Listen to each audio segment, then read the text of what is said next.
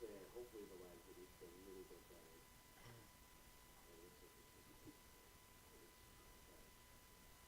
The choices were to hide the basement, which we were told not to, or hide somewhere else.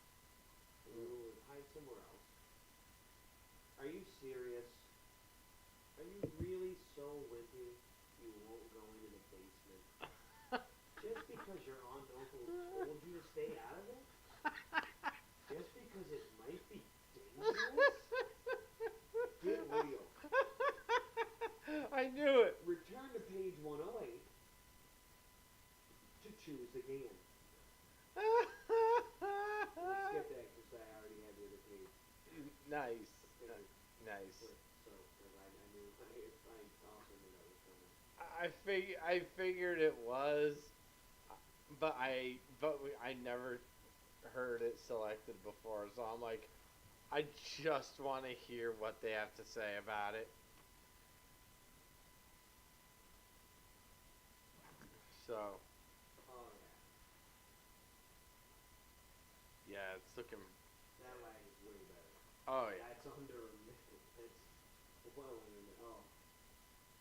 Beautiful. Okay, perfect. And finally, now we have things figured out there. Oh. That. Oh my. Oh no. Nah, I'm being picked up on yours anyway. Ah. There we go. I'm back. I was being picked up on yours anyway, so it's okay. But yeah, I was turned off there for a second. Luckily, I'm loud enough where there's no way I wasn't being picked up by yours. I mean, I can see it, but I'm probably kind of quiet in comparison. Okay, so we're gonna hide in the basement. Yeah. You glance around quickly to make sure no one is watching. Then you push open the basement door and start down. The stairs are old. They creak with every step you take. Cobwebs brush your face. What could be down here that's so dangerous, you wonder. You reach the bottom of the stairs. The floor is so dusty it looks as if it hasn't been cleaned in 100 years. Feeble daylight filters through a big, filthy window at the back of the room. You start to explore, but there's nothing much to see. Mostly old, dusty, worn furniture, old couches, old chairs, an old mattress, an old refrigerator, and an old stove, both covered with rust, sit in one corner. Nothing dangerous, nothing even interesting.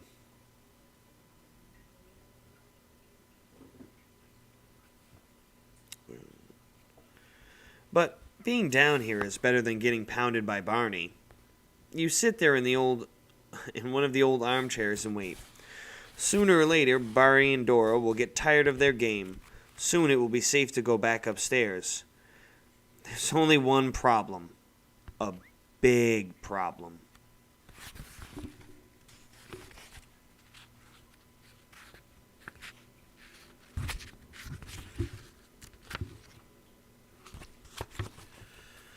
Your problem is that you're hungry. The plane ride to Fiskville was a long one. All you had to eat was an airline snack of peanuts and soda. And now you realize that you're starving. Your stomach is growling so loudly, you're almost afraid Barney and Dora will hear it. You glance around the basement again. Maybe there are some cans of food. But no. The only shelves contain old carpenter's tools. The only cabinets are full of torn and dirty sheets and towels. You really don't want to go back upstairs. Not yet. Not with Barney the bully and drippy Dora waiting for you. What about the old refrigerator? You see that it's plugged in. Maybe there's something to eat inside.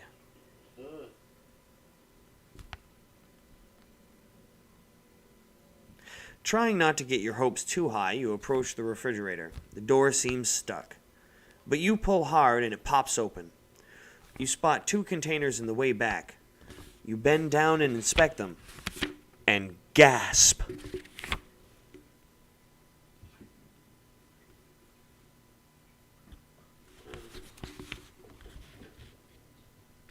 Just gotta update this.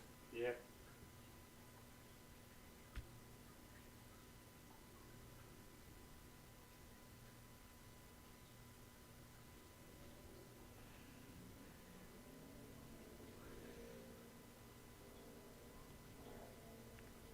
Oh yeah.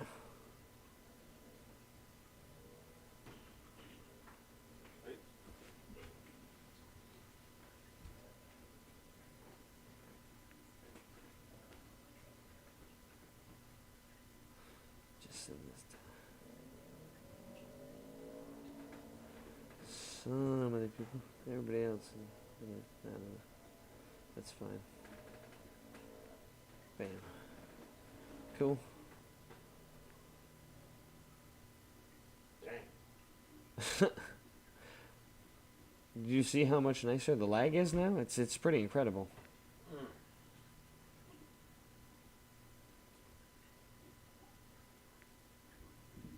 Yeah.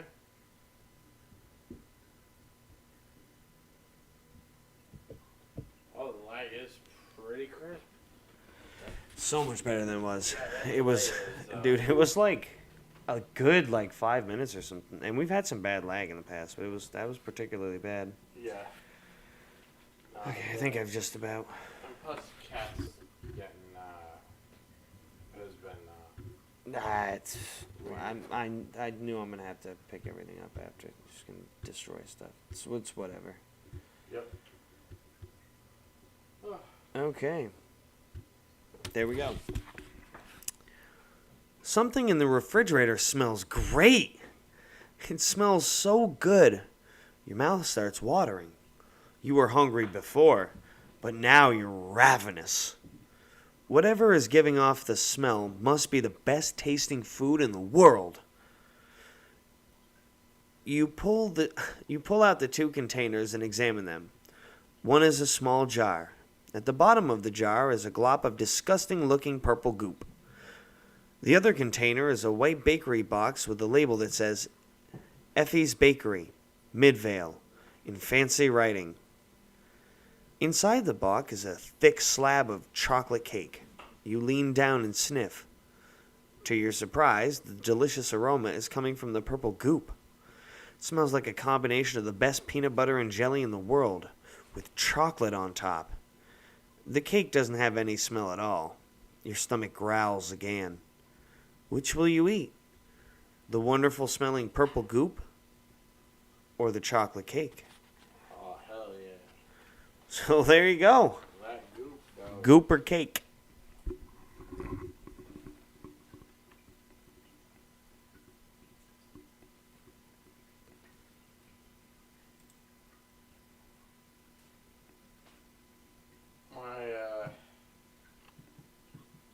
My vote's on the mystery goo.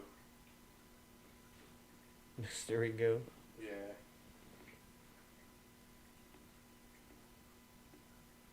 Oh, hey, it's better than the mystery juice, isn't it? Yeah, but it's not better than the mystery box. Are you sure? I mean, oh, well, it could be. It could be anything. Even a boat. And you know how much we've wanted one of those. Yeah, we'll take the box. Hop in. Yeah, hop in.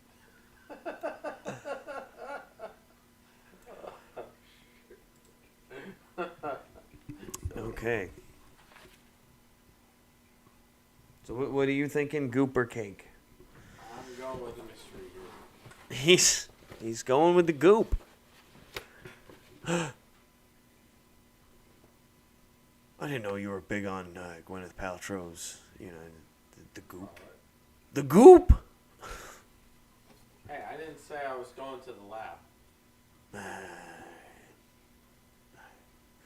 Sure you don't want to get in some freezing cold water? Well, we can go down to a country where, things are a little less regulated. Get you a little something. You gonna see some little lady cooties? Because, we could do that, too, if you want. That's just easy access now. That's like one search word away, Yeah. You know the word.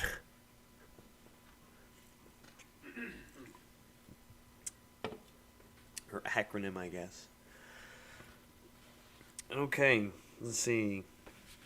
Dear Lord.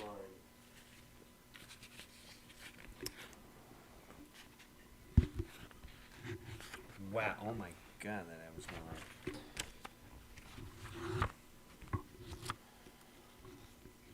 I hate those kind of ads. Yeah, they're pretty goddamn awful. I know, right? Cautiously, you stick a fingertip into the purple goop. It feels soft and gooey, like peanut butter.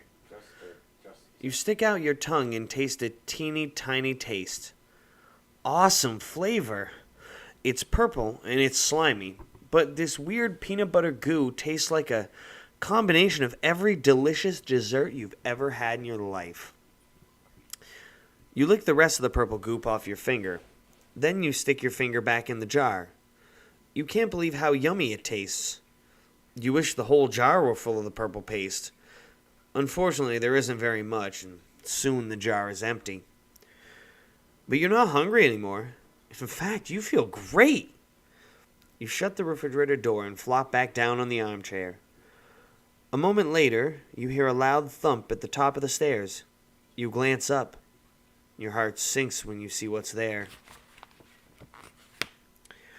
It's your cousin, Dora, smirking at you from the top of the stairs. "You're not supposed to be down here," she whines. "I'm gonna tell." "Wait," you cry. "It was an accident. I came in here by mistake." "Yeah, sure," she taunts. "But maybe I won't tell. If you play with me." "Maybe," you say cautiously. "Let's play dolls," she urges. "I have a new dollhouse." You hate playing with Dora. She's really spoiled and has a tantrum if she doesn't get her way. "I'll tell if you don't," Dora persists. "What are you going to do?" If you refuse to budge, turn to page 22. If you give in and play with Dora, turn to page 35. So should we play with Dora, or are we backing the fuck down on this one?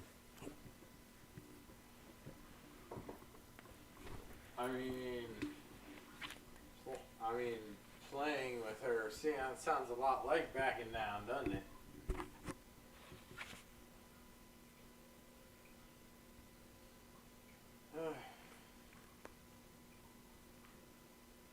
Yeah, are we not backing down? Are we?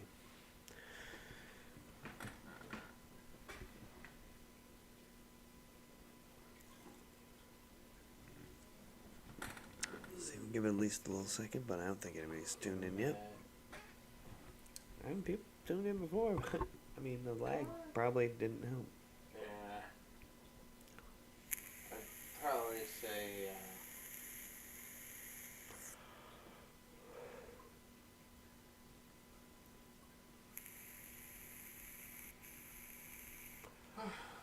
well, probably get my ass handed to me anyways, either way. I mean, it wasn't Barney. True.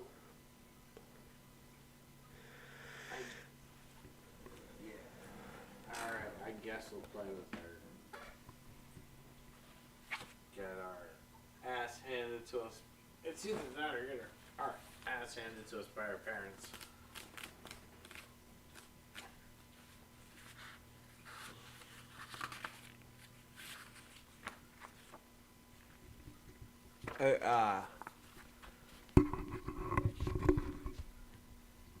It's kind of funny because I think I know if Devin showed up and he was in on this one. I think I know what I think Devin would have been like. "I ain't backing down," you know. I could guess other people's votes if they were here. Some people, probably not many, but I can guess that's what he would vote for. True.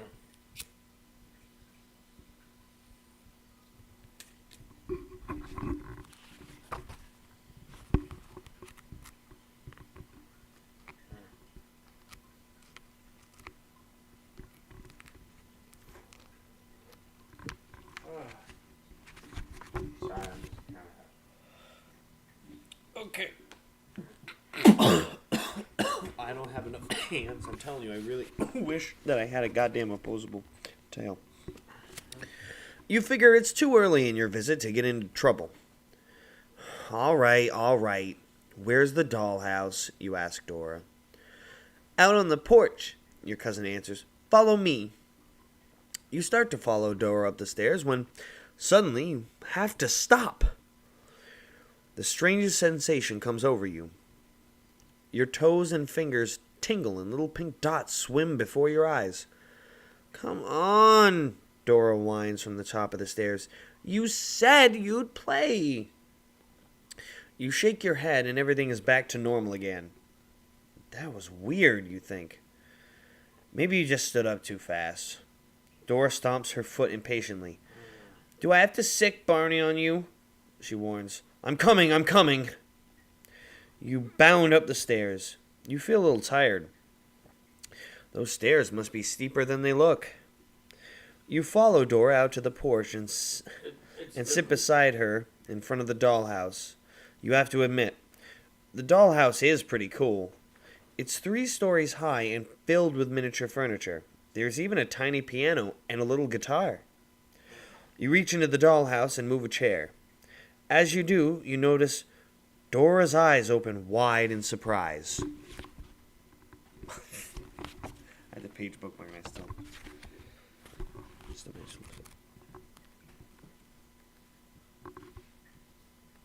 There we go. What's wrong? You ask Dora. Why is your watch like that? She asks, pointing to your wrist. You glance where Dora is pointing and notice that your wristwatch is hanging loose from your wrist. That's strange, you murmur. The watch band must have stretched. It's metal, Dora points out. How could it stretch? Didn't it fit when you got here? I guess so, you mumble. That's a good question, you realize, but one you don't have an answer for. Now you notice something else. When you first came here, you were 3 inches taller than Dora. Standing beside her now, you seem to be the same height. How could that be possible?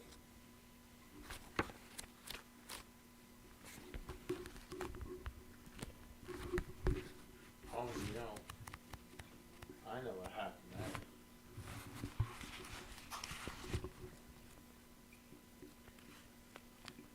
there. It's funny because the audience can't hear, but we're getting another one of those long ads there, Jeff. Yeah, I know, I'm hearing it. I'm Like, my gosh. There's got to be a logical explanation. Maybe you didn't know how much Dora's grown. Maybe you're losing weight. Maybe you're just imagining things. You're looking awfully thin, dear, Aunt Fiona tells you at supper that night. Have some more mashed potatoes. Yeah, wimp, Barney grins. Eat some of my food while you're at it. When his mother isn't looking, he dumps his broccoli on your plate. You ignore Barney, because you've just noticed something disturbing. The table seems a lot higher than it used to be. Something really bizarre is happening to you. I'll feel better after a good night's sleep, you think.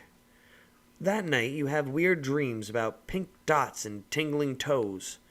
And the next morning, when you climb out of bed, your pajama bottoms fall off your body to the floor. What's happening? You wonder in panic. You pick up your pajama bottoms and examine them. They're exactly the same as they were last night. Of course they are. Because you now know what the problem is. Your pajamas haven't gotten bigger. Dora hasn't grown, and your watch band hasn't stretched. You've shrunk. You run to the bathroom. The mirror is even higher than it was last night. You have to stand on a stool to peer into it. It's true. You look the same, but you're definitely getting smaller. Getting dressed, you notice that none of your clean clothes fit. They're all much too big, except the jeans and t-shirt you wore yesterday. Yeah. They're smaller too. Whatever made you shrink also made them shrink. But what was it? Yesterday. you mutter. You pace around the room trying to remember everything you did in the last 24 hours. You're so freaked out it's hard to concentrate. Okay, you say to yourself, trying to calm down. I've been on airplanes before, and I've never shrunk. I've had my aunt's cooking before, so it's not what I ate for dinner. Suddenly you snap your fingers. It's the goop. You figured it out. The purple peanut butter. You never had anything like that before. In fact, you're not even sure what that purple goop was. You better find out. And fast. You race downstairs and straight to the basement. But when you yank open the basement door, your heart stops. It's gone. The refrigerator has disappeared. In fact, all of the furniture in the basement is gone. Everything. The basement is completely empty. You rush to the kitchen. Your aunt is just leaving the house to go to work at the university. Aunt Fiona, you cry. Where's the refrigerator that was in the basement? She frowns. Dora told me you were playing down there yesterday, she replies. That rat. You played with her in her stupid dollhouse, and she still told on you. Damn. Don't worry, Aunt Fiona goes on. I had all the furniture hauled to the dump early this morning. But, you start to protest. These old things were dirty and dangerous, she continues. Now it's safe for you kids to play down there whenever you want. She gives you a quick kiss and leaves before you can ask any more questions. You stare after her in shock. You're in big trouble. Or, rather, in small trouble. You're still shrinking.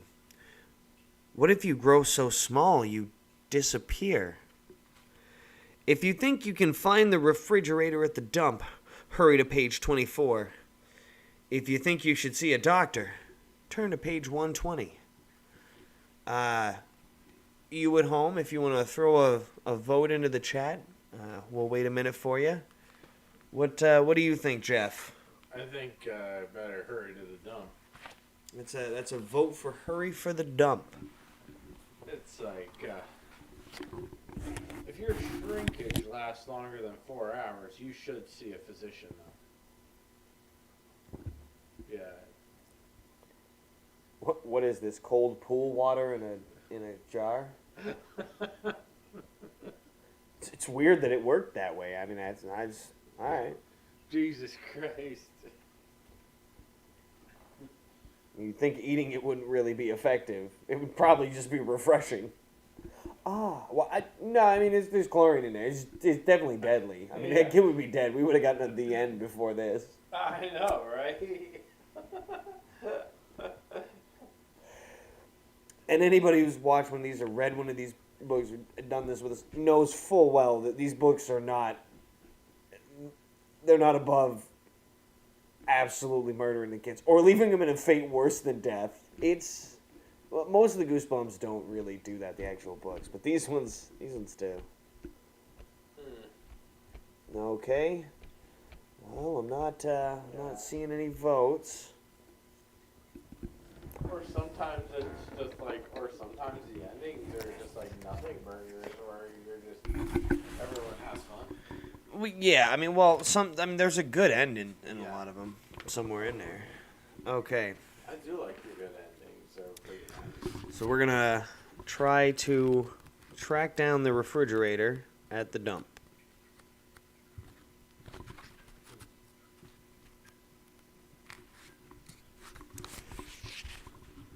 You decided to try and find the refrigerator. You need to get that jar. There must be a label on it that can tell you what to do, or at least what that purple peanut butter is. You race to the front door. You come to a sudden stop, slapping your hand on your forehead.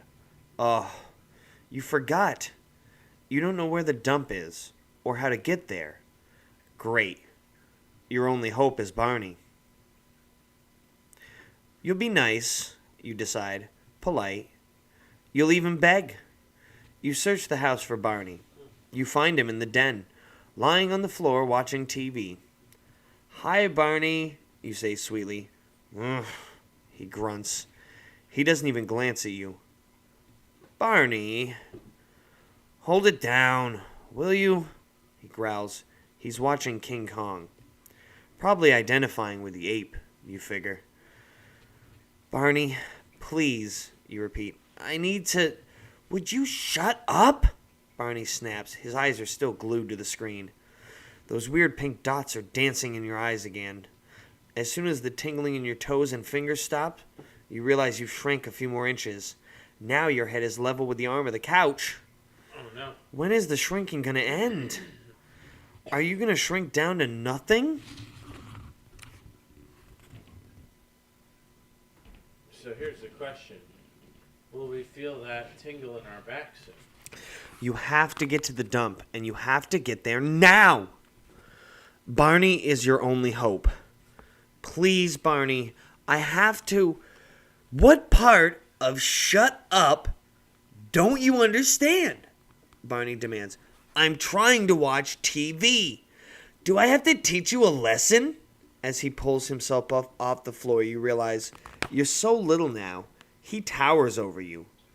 Maybe this was a bad idea. I'll see you later, you say and start to back out of the room. But Barney means business. You've seen that nasty expression on his face before. It means he's really mad. And when Barney is mad, watch out. Quick, where can you hide from your cousin? Dash into the kitchen and hide in a cupboard on page 13? Or find a hiding spot outdoors and run to page 93? So we're going to go into the kitchen in a cupboard, or are we going to try and make a mad dash outside and see if we can find some safety out there?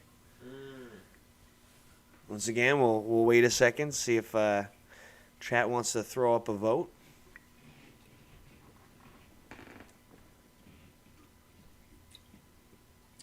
What do you think of Jeff?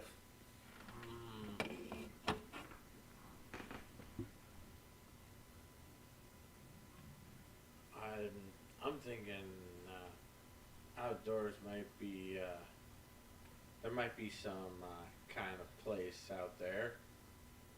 I mean, kitchen cupboards, I think, are a little too obvious. A little too close. We'll see. Oh gosh, now I'm just going. Any votes in the chat?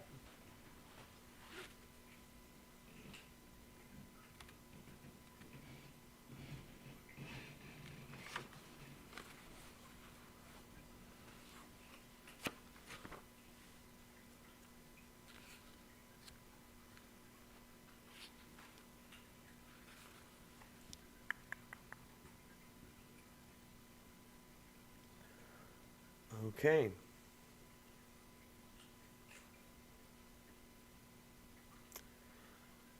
I guess we will go. We'll go outside. Alrighty. What page is that?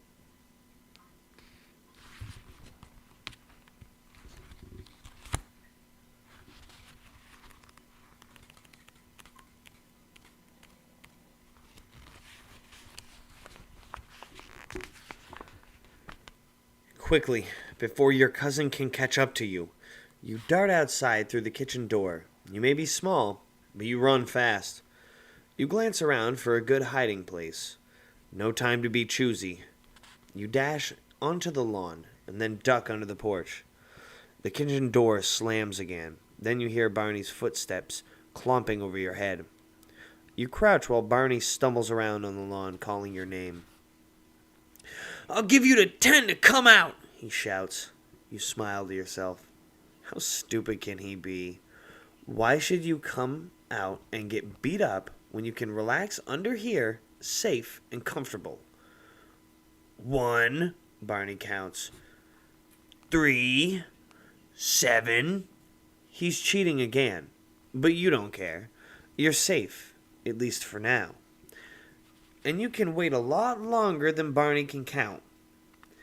Yup, just as you expected, Barney gets bored and heads back into the house. You figure you'll give Barney plenty of time to cool off. While you wait, you see those pink dots again. But other than that, it's pretty comfy under the porch. After you think you've waited long enough, you start to crawl out from under the porch. Then you stop in horror. The porch has gotten enormous. It's gigantic, as big as an airplane hangar. Or maybe it's the same size. Maybe you just shrunk even more. Your heart thunders in fright as you realize you might keep shrinking until there's nothing left of you. A thick forest of grass lies between you and the porch steps. You glance up at the towering yellow tree, and you realize it's not a tree at all. It's a dandelion. Your hands tremble and sweat pours down your face. You feel yourself beginning to panic. You take a deep breath, and then you sit on a leaf and force yourself to think calmly. You still need to find the refrigerator. You have to get another look at that jar of purple peanut butter. It's the only way you can think of to figure out how to stop shrinking and get back to your normal size. Even though you're so tiny, you're not a quitter. Finding the refrigerator will just be a little more difficult. That's all. Feeling better, you stand up and prepare to make the long trek to the house, and then you hear a loud hissing sound. You glance up to see a pair of gigantic yellow eyes staring straight at you. It's a cat.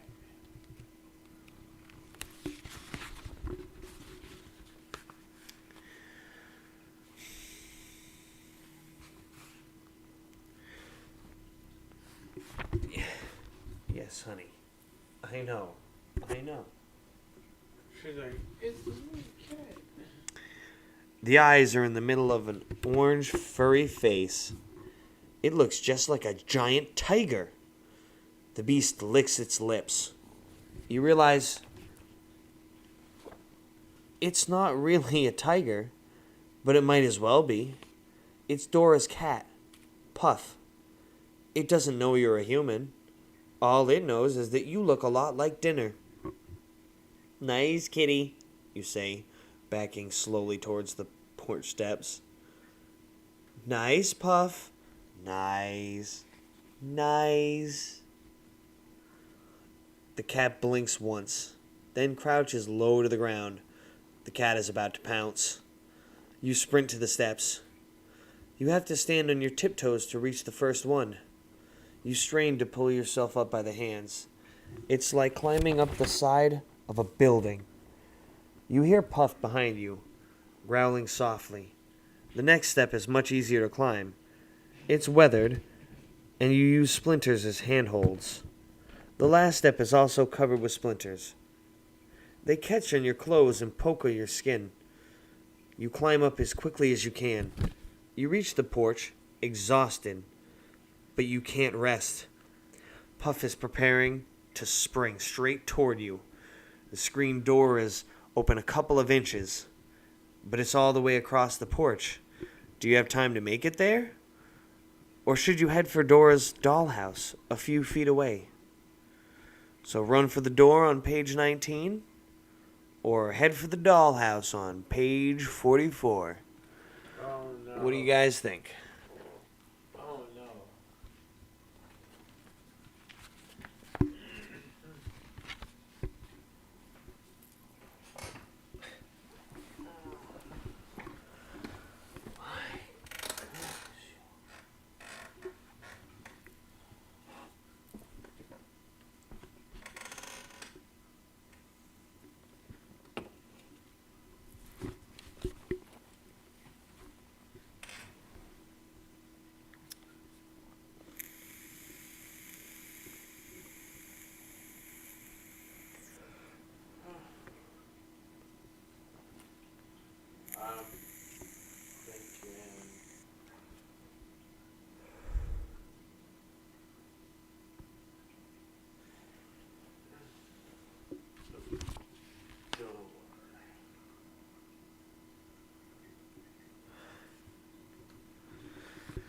Okay, we got to vote for the door. What do you think, chat?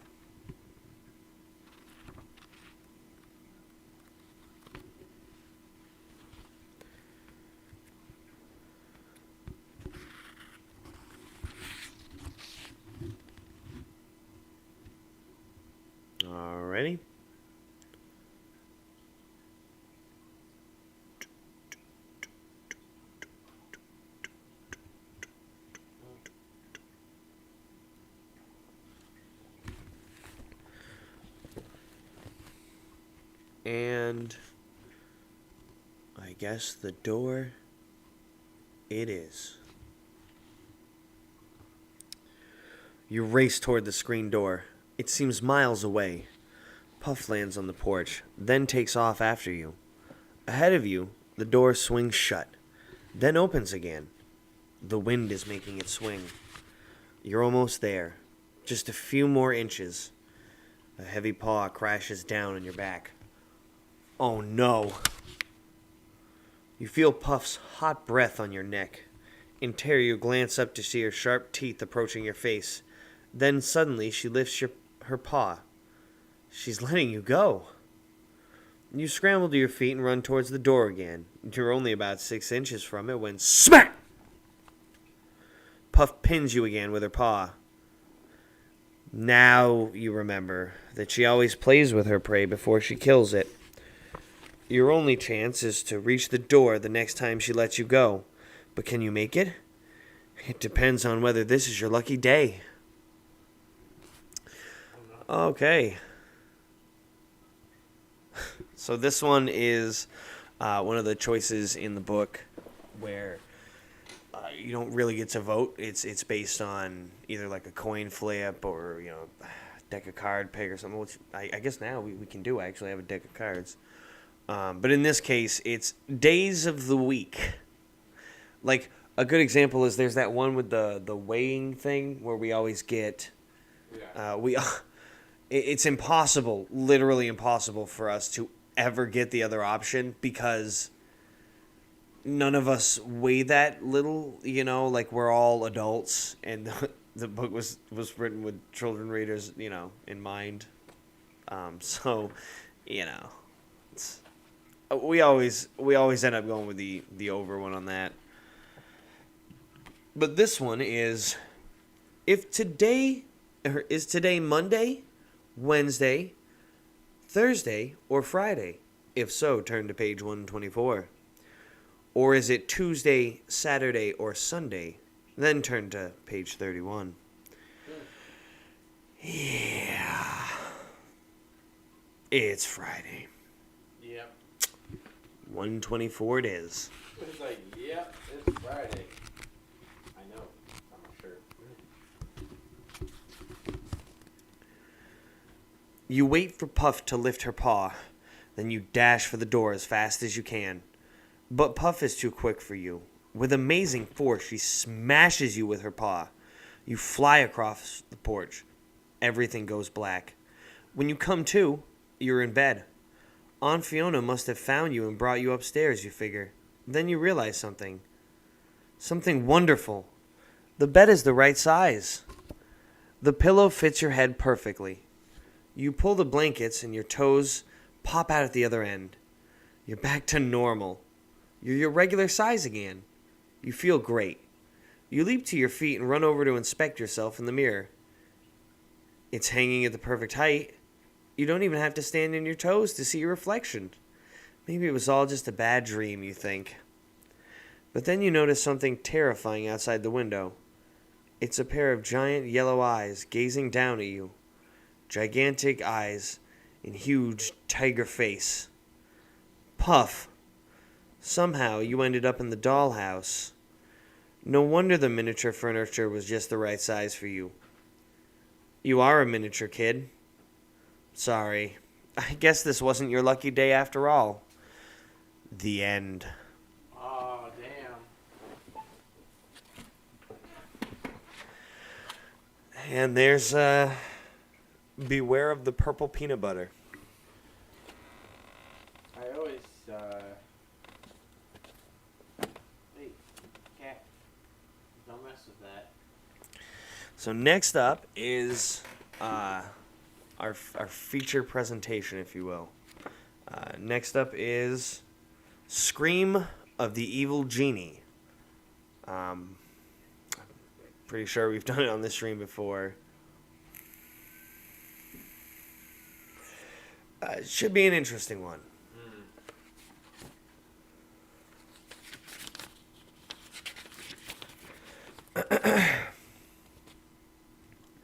Anybody home? You call, charging into your house after school one day. The door bangs shut behind you. Silence. Total silence. Hello? Mom? Dad? Anybody? No answer. Weird, you think. You drop your school books on the living room table and hurry towards the kitchen. Why is there no one around? Not even your brother or sister. You've never come home and found the place empty. Your footsteps creak on the floor as you head for the kitchen door. Mom? You call again. Nothing.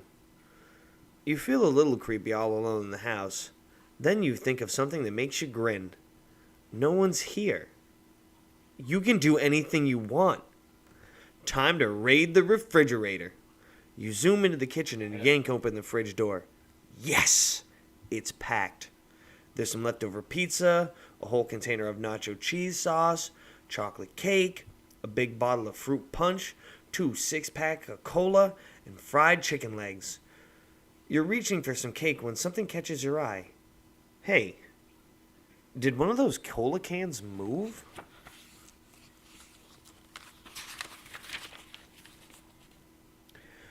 You stare at the cola can. Nothing happens. It's only a can of soda, you tell yourself. The silence must be getting to you. You grab the cola from the 6-pack along with some chips and a slab of chocolate cake. Why not? You don't usually have a chance to pig out like this. Then you head for the family room. You flop down on the couch in front of the TV. No battle for the remote today. Where is everybody? Anyway, you wonder again. You flip up the tab on the cola can to open it. Instantly, you hear the fizzy gas escaping. Psst. Whoa! The fizzing won't stop. You shove the can away from you, holding it away from your body. The can must have been shaken up. A fine wet spray shoots out all over you. Then a cloud of misty white gas begins to escape from the can. Your eyes widen as the cloud grows bigger and bigger. It fills the room like a giant mushroom cloud. Your mouth drops open in awe. Something else is coming out of the can. Something alive. With a loud hissing sound, a ghostly, life-size young woman squeezes out of the cola can and floats in front of you. Ouch! She exclaims. She shakes herself off like a wet dog. The mist scatters around her.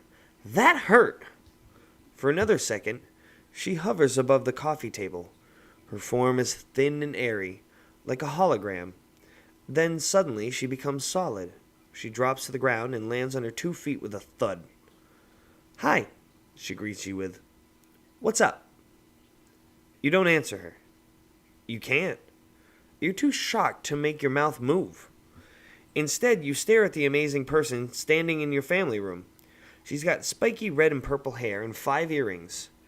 She's wearing a fuzzy short black sweater and baggy blue jeans with black combat boots. Hey, I'm talking to you, she yells.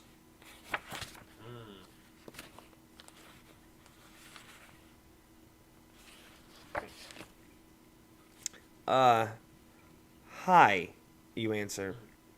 You're too surprised to say much else. She's cool, you think, watching her strut around as if she owns the place. Definitely cool.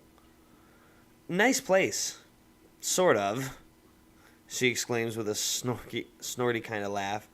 She flops down in a big stuffed chair across from you, stretches her legs out, and lets her combat boots fall on the coffee table with a clunk. She flashes you a big smile. Okay, let's cut to the chase, she rattles off. My name's Jenna. I'm a genie. And you've got 3 wishes. Boom, boom, boom. Whatever you want. 3 things. Fame, fortune, a giant bag of diamond rings. You name it. Except, I don't do windows. And I don't do guns, knives, or death. If you want to off someone, get another genie. Got that? Yeah, you mutter, finding your voice. So, what's it gonna be? Make your first wish, She insists. I don't know what's up with that Windows thing. That was kind of. I was like, what? I'm not a window genie. I can't fix this. I'm sorry. I'm not a carpenter. I can't. There's nothing I can do to help you. However, we do know some people that can. My goodness. Before you can ask one of the zillion questions swimming around in your brain, Jenna snaps her fingers. Oops. Wait, she cries. There's something I forgot to tell you. The most important part. When you want to make another wish, you've got to open the soda can again. Then, whoosh! I'll pop out and say, "What's up?" And we can boogie from there. Got it? No, you shake your head hard. I don't get any of this. How did you get into that can in the first place? And how can I open it again if it's already open? And how can you come out again? You're already out. It's a genie thing, Jenna explains with a toss of her head. Believe me, I'll be in there. Take my word for it. You're too astonished to argue with her. Is this for real? Okay, hurry up, Jenna says. Make a wish. I don't have all day. So here are our choices for wishes. If you wish to be a big celebrity, turn to page 73. If you wish to be the richest kid in the world, turn to page 45. If you wish to be the best looking kid in the world, turn to page 39. And if you wish for something else besides money, fame, or good looks, turn to page 66. So, that's kind of a rare one. I usually give you 4 choices, but the 4th choice is kind of just a wild card anyway, so there you go. Big celebrity, richest kid, best looking kid, or basically anything else.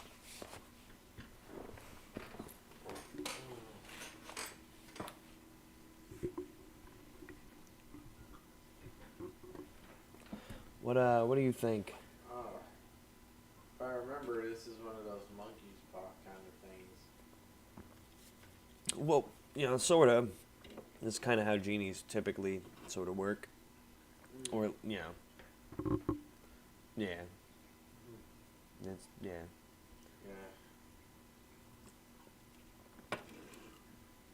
But, I mean, you never know. You never know. Could murder us, could be fine, could... Who knows? Could be something weird, honestly.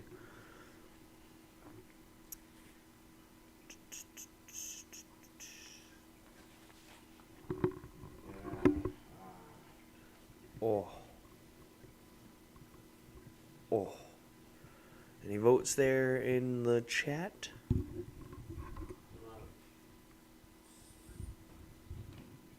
It feels like I see somebody keeps popping in and out.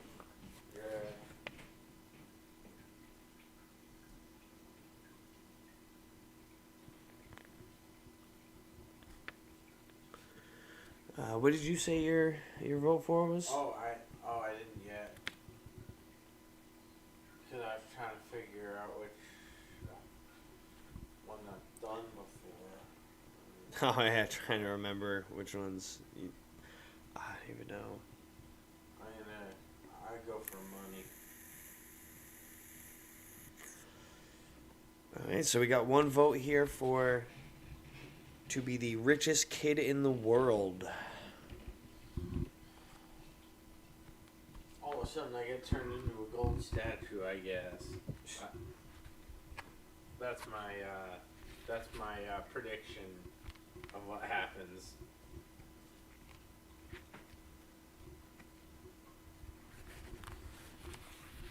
Any votes? No? Okay. Okay, we're gonna go. We're gonna go for being rich, the richest kid in the world. Well, I guess I want to be rich, you tell Jenna. Who wouldn't? Jenna responds. Then she ducks her head. You can see she's trying to hide her laughter. They all ask for that, she mutters. She fakes a yawn. Boring. You feel your face flush, but you don't really care what she thinks. Now you've decided on a wish. You want it to come true. So, will you make me rich? You demand. Okay, fine. No big deal, Jenna adds with a shrug. But you have to say, I wish I were rich, or else I can't deliver the goods. It's a primo genie rule. You close your eyes and cross your fingers for good luck. I wish I were rich, you announce. Whoosh! The room fills with huge white smoky cloud. You can't see a thing until... Hey, way cool, you shout. You gaze around at your new surroundings. Can this be real? Or are you just dreaming? Your heart races with excitement. Is this where you live now? It's a palace. Well, at least a mansion. You're sitting on a fancy black leather couch in a family room the size of a gymnasium. An elegant ornamental rug covers the floor. A huge screen TV faces the couch, filling one wall. Along the other walls are 3 different media centers with enough computers, video games, and electronic music equipment to fill a department store. A butler in a black tuxedo enters the room, carrying a silver tray. Would you care for an after-school snack? He asks politely. Then he bends stiffly from the waist to offer you a selection of pizzas, soft drinks, candy, and apple juice. All your favorites. Where am I? You ask the butler just to make sure. And who are you?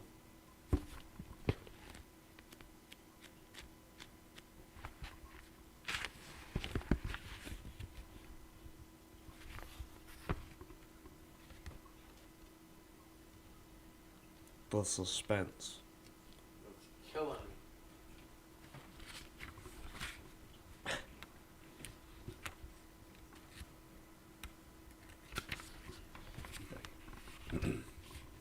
The butler gives you a small smile. You, of course, are at home, he answers in a formal English accent. And I, of course, am James. In service to your family ever since you won the $80 million lottery that your mother bought. Lottery with that ticket your mother bought you. Are we having trouble with our memory today, if I may ask? Yes, James, you mumble, trying to take all this in. I'm rich, you want to shout. You feel like doing cartwheels and dancing around the family room, but you don't. James would definitely think you were nuts if you did that. James, you ask instead, do we have a car and a driver? I want to go see my friends.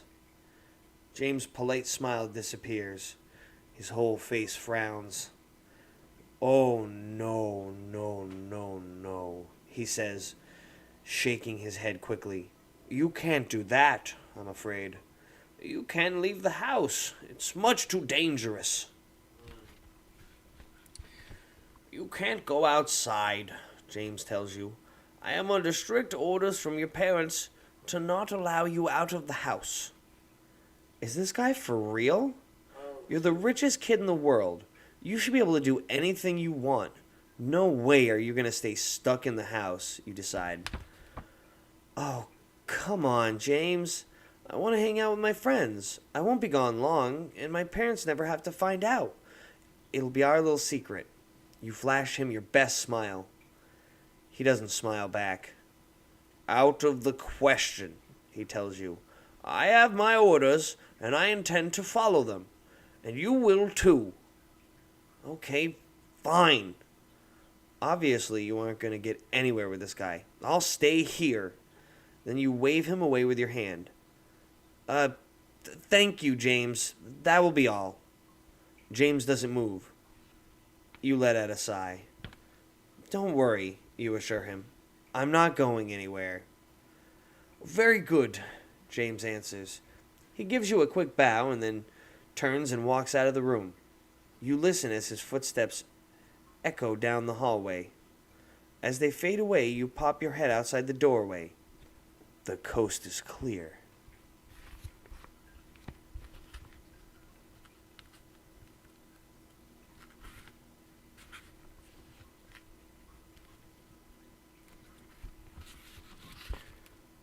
You tiptoe along the polished marble hallway. This house is huge. You hope you don't get lost. You gaze down an enormous stairway and spot the front door. You glance around quickly. Good. You're still alone. You dart down the stairs and out through the double oak doors. Outside, you wander over to the 10-car garage where the driver is polishing a new Rolls-Royce. You wonder if he has the same orders as the butler. Only one way to find out. Hi, you say to the driver. His name tag says Manny. You try to act casual. Manny, can you drive me to see my friends? Of course, the driver responds politely. Where to first? Great. The driver doesn't know about your parents' orders. You hop in the back seat before anyone else notices you. But who should you go see?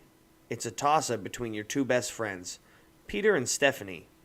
Peter likes to hang around the mall. Stephanie likes to play video games. Taking Peter to the mall could be a lot of fun.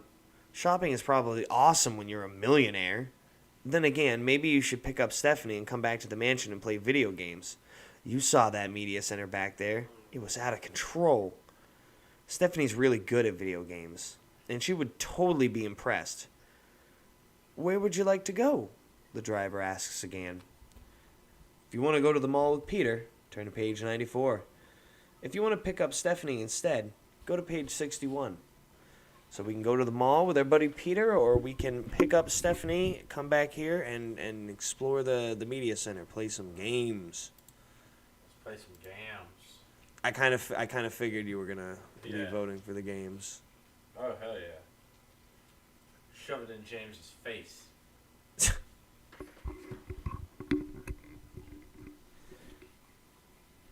Okay. Right,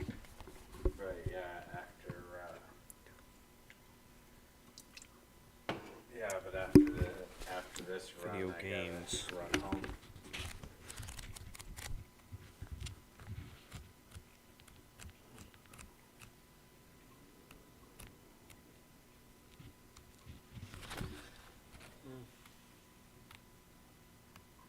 There we go.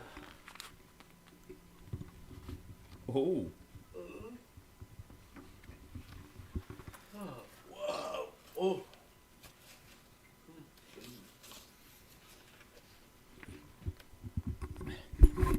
Should I continue holding it the way I was? I was working out a lot better.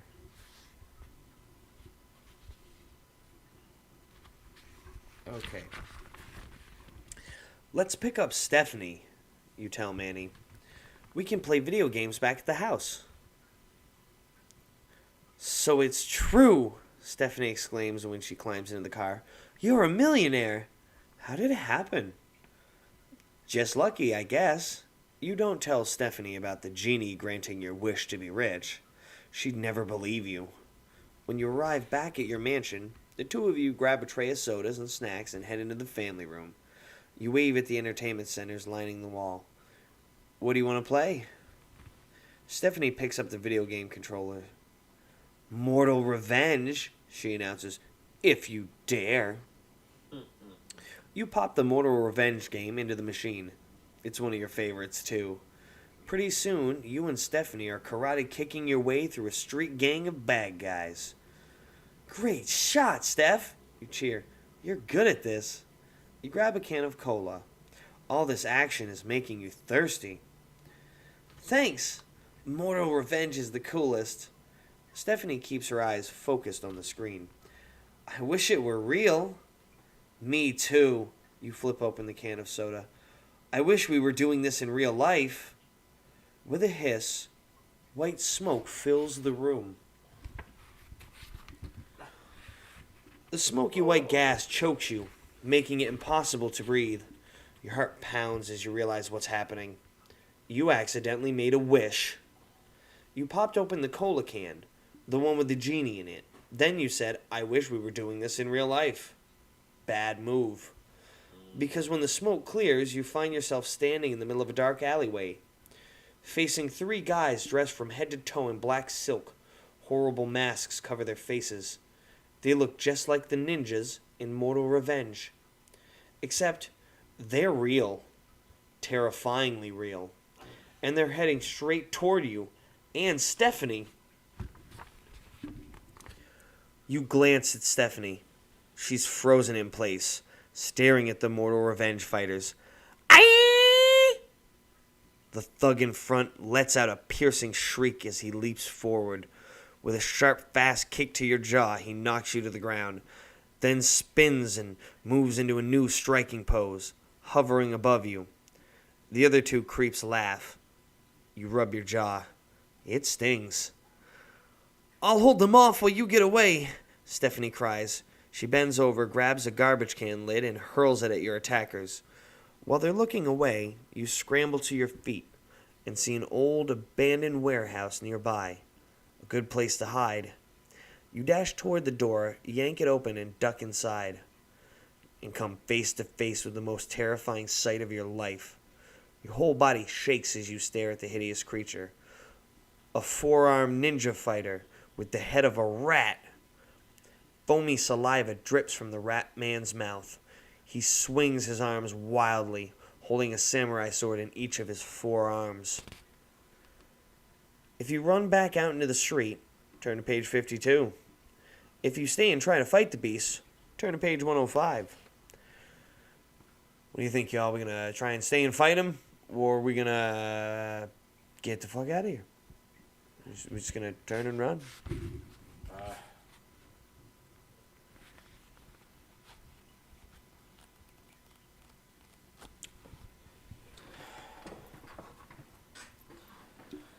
What will your vote be? I think I'm gonna stand my ground. Because it's either I stand my ground and fight this guy, or I go back on the streets and get clobbered by the other guys. Plus, you figure you figured that if you're sucked into the video game, that's it seems like a pastiche of what's that, like, 16-bit game that's a beat 'em up. Not the Turtles, the other one. Streets of Rage? No. Well, that is the Genesis one, yes. Yeah, it's like a combo of that and Mortal Kombat, obviously, is what they're going for. Yeah, it's like... It's a beat-em-up game, but, like, clearly that was, like, Goro with a rat head and some samurai swords. So it's like... so it's like Streets of Rage or Final Fight mixed with Mortal Kombat. Yeah. So, I mean, if you're getting sucked into that game and you're doing it in real life, then theoretically you should be as powerful as the character in the game. Yeah. And the character in the game is going to be, you can beat the game. It's not unbeatable. Yeah. Maybe even it's difficult. I don't know, but it's definitely achievable. So you should be empowered, if you will. And if I head back to the streets, at least there's player number 2. But I was going to say that's true, too. Yeah. Fighting him one-on-one may be a little more difficult, whereas you go back there and you've got backup. Yeah. And, she was apparently a very good gamer, so she's probably picked it up pretty naturally. I wouldn't be surprised. So my brain... Can I change my vote and get my player 2? You want to go back into the street, player 2? Hey, that might be the smartest move. Yeah. It might be the smartest move, honestly. No votes in the chat? Alrighty. Unless Rat Goro catches me before I get the fuck out of there. You never know with these things. It might be a false choice. Yeah. Your leg hurts, but it doesn't slow you down much. You run back into the street and escape the Rat Man, and run right into a fight. The ninja men follow you here. They have Stephanie cornered. When they notice you, they just laugh. Steph, let's move, you shout. But it's no use. As soon as you turn to dart another way, Another mortal revenge villain appears out of nowhere, blocking your path. He's wearing a leather jacket. A ski mask covers his face. You freeze. Three martial arts experts behind you, one in front of you. Are you doomed? You freeze. Oh no. Your new attacker rips off the ski mask. You gasp. It's Jenna! You have one wish left, Jenna informs you with an evil glare. And let me tell you what it is. You wish that I weren't a genie. You wish that I were an ordinary person with no magical powers. Now say it. Say that's your wish and set me free. You take a step backwards and you feel the hot breath of a mortal revenge ninja on your back. You realize you're trembling. Jenna's eyes glow with hate. Okay, you mutter. There goes your final wish, but you have no choice. Jenna hurls a cola can at you. Do the deed, she snarls. You yank the can's flip top. I wish, you mumble. Say it so I can hear you, Jenna shrieks. The mortal revenge guys circle you and Stephanie. You are surrounded.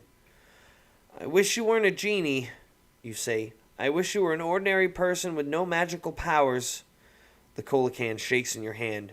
It gets hot. So hot that you drop it to the ground. Instead of being blinded by a white misty smoke, everything goes black. A blackness filled with a horrible sound. The sound of Jenna's terrifying, screaming laughter. Finally, the blackness fades away. The shrieking stops. Slowly, you open your eyes. You're home. Your old home. No mansion. No multiple entertainment centers. Just you and Stephanie playing a regular video game on an ordinary TV. What happened? Stephanie asks. That game seems so real. Yeah, you agree. Too real. But I have a feeling we won in the end. That's probably a pretty good ending. Yeah. Actually, I think they actually, they spooked you there a little. Yeah. You definitely thought that was a bad ending, and then they were like, nah, it's all good. Okay. But yeah, no, that was actually that was a good ending.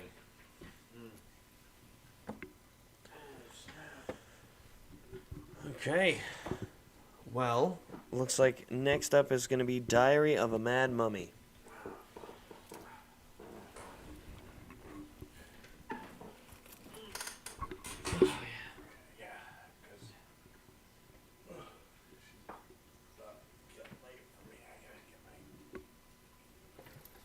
I'll stay in the chat though. Yep. Yep.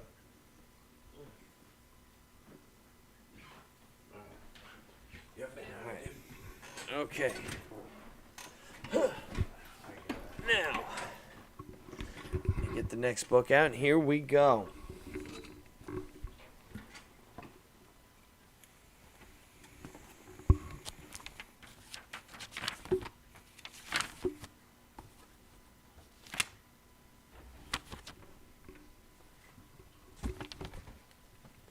Okay. Welcome to San Francisco, the tour guide says.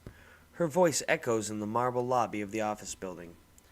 This is the famous Pyramid Building, the city's most famous skyscraper. Oh, 1 second. I just realized I gotta... There we go, turn that off. Make sure there's no echoes or anything. When do we get to see the mummy? Your 5-year-old sister whines at your side. You cringe and squeeze Susie's hand. You wish you didn't have to drag her around, but taking care of her is always your job on family vacations. Oh well, you think. Who cares? This is going to be the best vacation ever. You and your family are staying in a hotel in downtown San Francisco. You have a view of the whole city from your window, including the tall, spindly pyramid building just a few blocks away. And this month, there's a display of ancient Egyptian artifacts in the lobby, including a real mummy. You can't wait to check it out. I want the mummy, Susie whines again. I want the mummy. I want my mummy. Your older brother Derek chants, imitating Susie's babyish voice. You laugh at Derek's joke.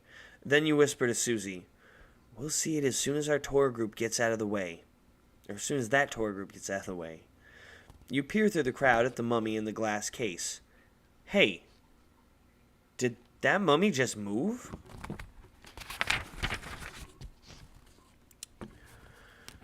Your heart starts pounding. It can't be. But you just know you saw the mummy's arm move. Didn't anyone else see it? You stare hard at the brightly lit display case at the middle of the lobby. The tour group crowds around the glass, blocking your view, so you stand on your tiptoes under a pinkish halogen light. You can see ancient bandaged mummy lying in a beautiful gold-painted wooden box. It's the first mummy you've ever seen. A king from more than 4,000 years ago. A dead person. Something about it gives you the creeps. The tour group moves away, and the lobby clears. Come on, Susie squeals, pulling you toward the mummy case. A strange chill runs up your spine as you step closer. You gaze at the mummy's face and shudder. It is hideous. Part of his face is still wrapped up, but part of it isn't. And you can see his dry, leathery skin stretched tightly over his shrunken, bony nose. You back away and your foot bumps into something on the floor. You glance down to see what you've kicked. Hey, look, you cry out softly, but no one is listening. The tour group's scattered. Susie has let go of your hand. She's pressing her nose into the glass in front of the wooden mummy case. As usual, your 14-year-old brother, Derek, is acting as if he doesn't know any of you. He's talking to some kids by the door. Your parents examine another display case. No one notices what you found on the floor. You pick it up. It's a small clump of folded pages, tied together at the edge with dried grass. It looks like some kind of ancient book. You open it carefully. The pages seem as if they might crumble in your hands. You peer at the squiggly markings on the page. To your surprise, you recognize words. They're in English. The handwriting is hard to read, but finally you figure out what it says. This is the first day in my tomb. I am wrapped so tightly that I fear I may never breathe again. The bandages that preserve me are a prison.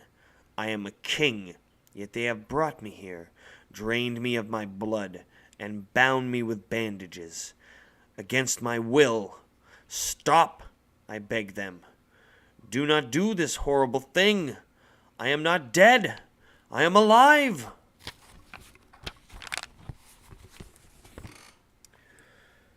Your mouth drops open as you flip through the ancient pages.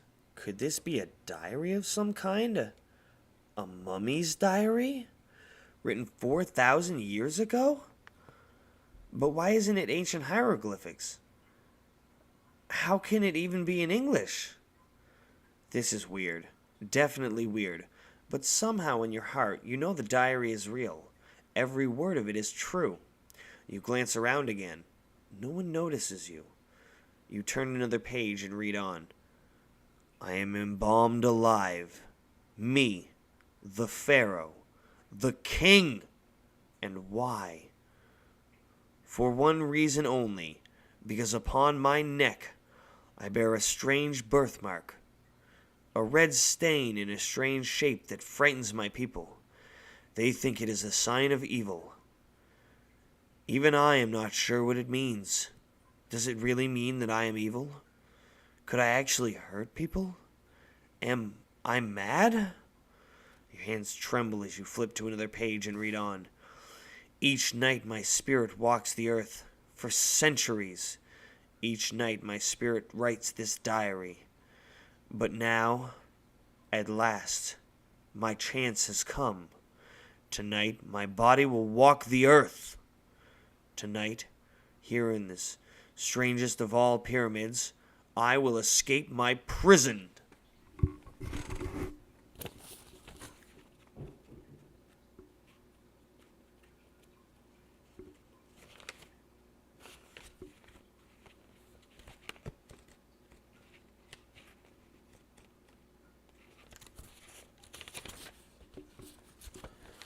Okay.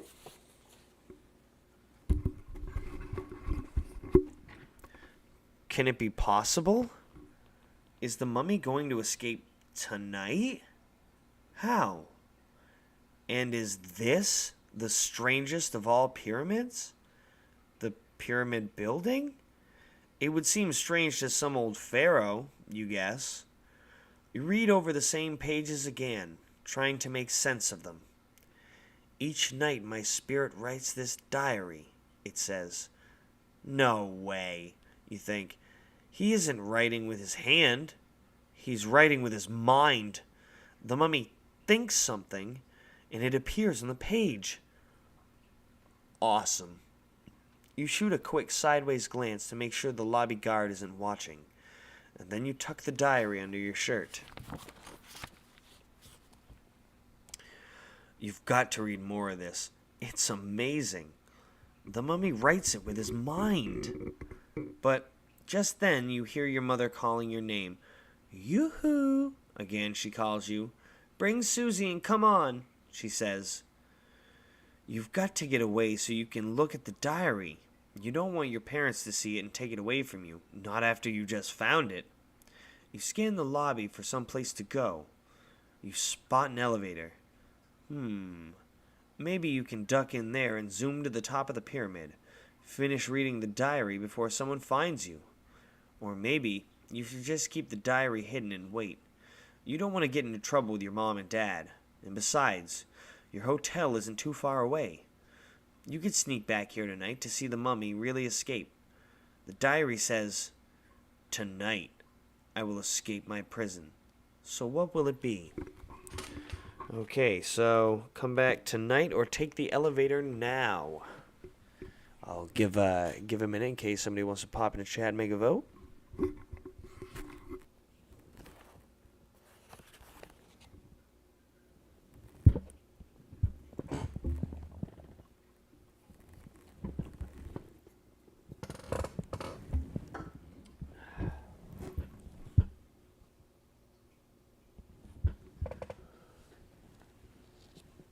Ooh, alrighty.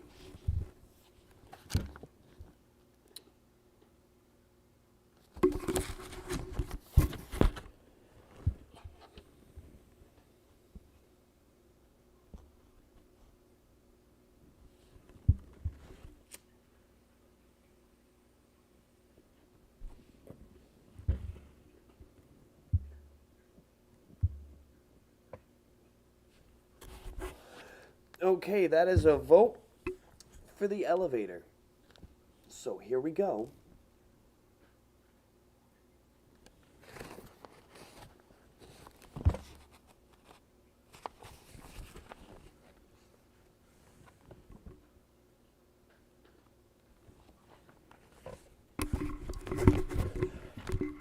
Okay.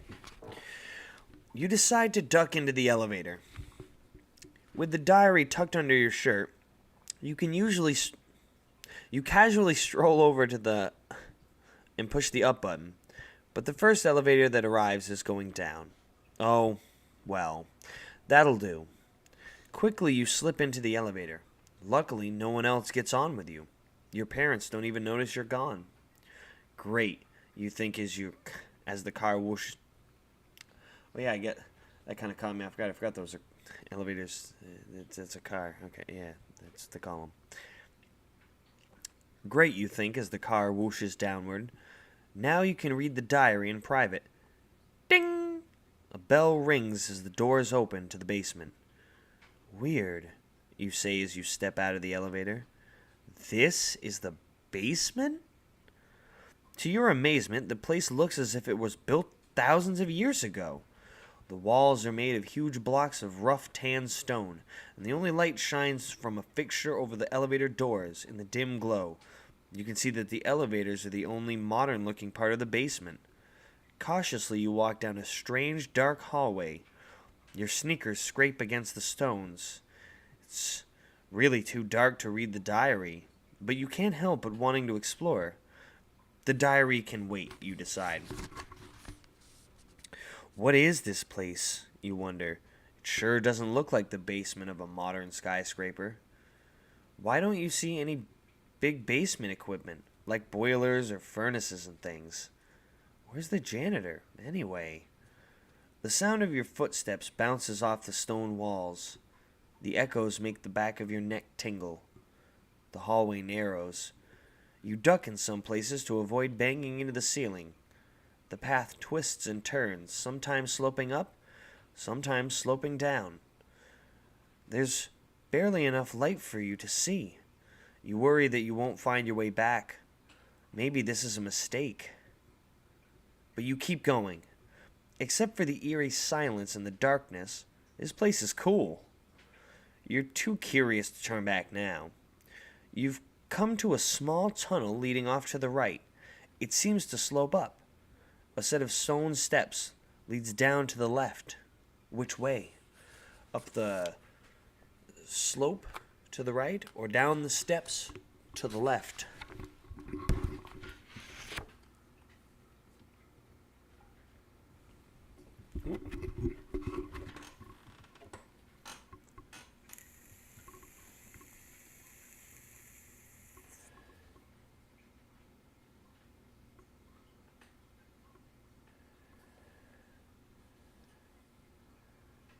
Oh my.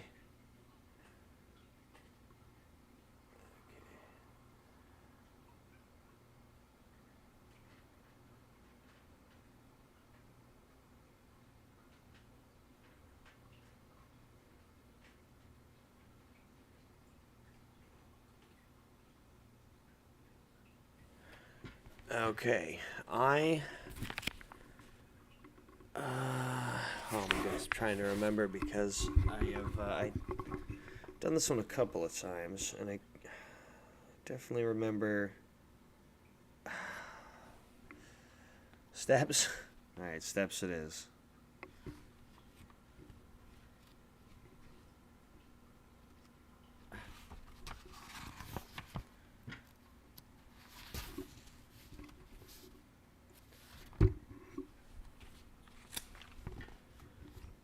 You decide to take the stone steps to the left.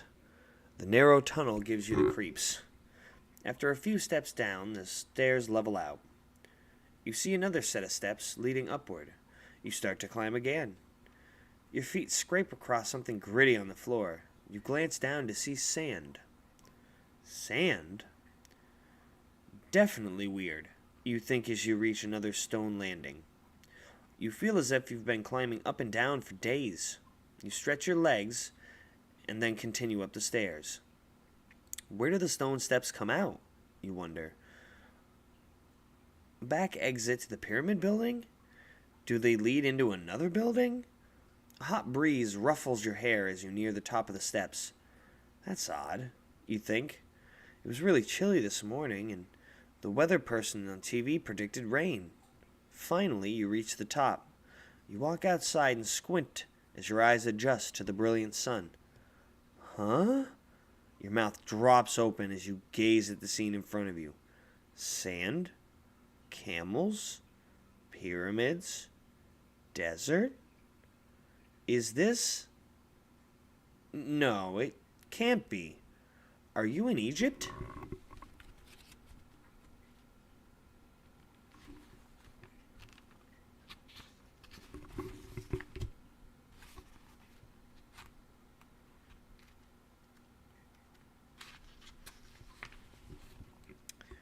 No way, you think, shaking your head.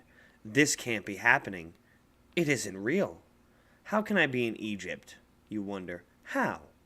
Stay calm, you tell yourself over and over. You just came out of the pyramid building in San Francisco in the United States of America.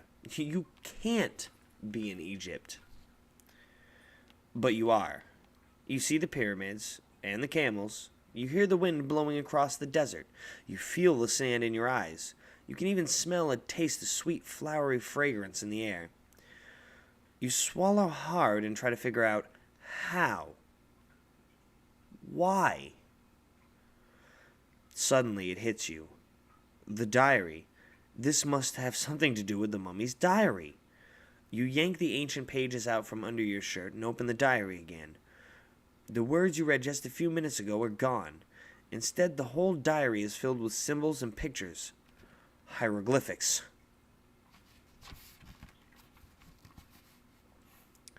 Your hand trembles as you turn page after page. They're all the same. All hieroglyphics. Terror grips your heart. How can the diary be written in hieroglyphics? Have you somehow gone back in time? On top of everything else? You glance around and see some people in modern clothes. Okay, you reassure yourself. At least I'm still in the present. You may still have a chance at getting back home. And you want to get back there right now. You turn sharply and head back towards the steps, but a young Egyptian man in a long white robe blocks your way. He has smooth tan skin, black hair, and sparkling brown eyes. You notice he's wearing a badge. He must be some kind of security guard. No entrance, he says in English. But I just came out of there, you sputter. No entrance, he says. The Great Pyramid is not open.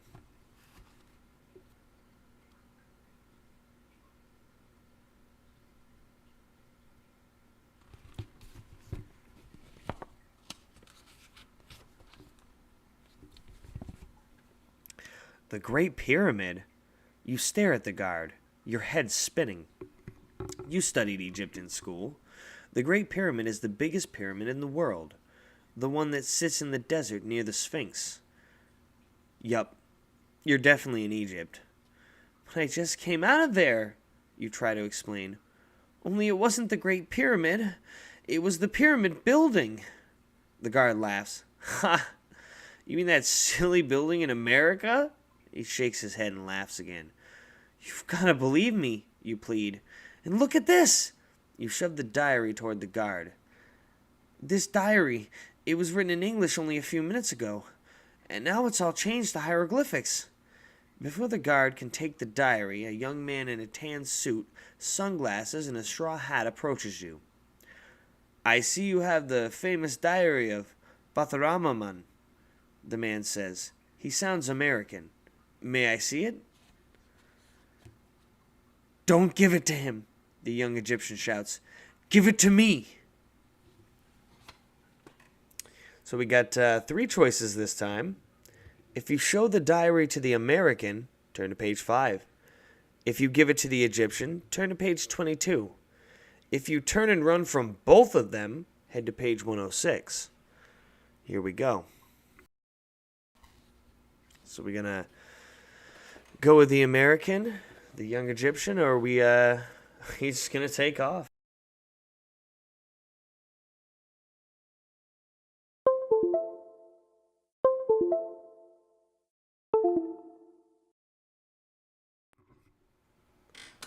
There we go, my mic's back in.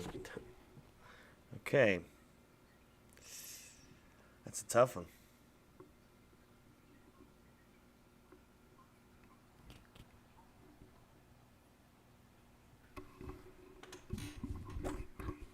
Say, put your votes in the chat and let me know.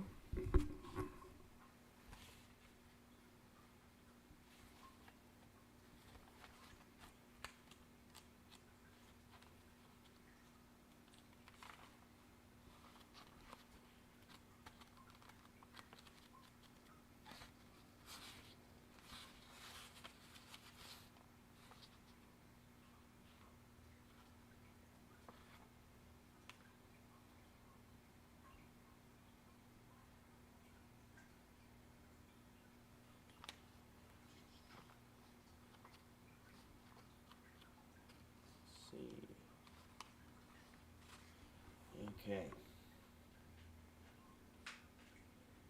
I'll give it another second here, and then I'll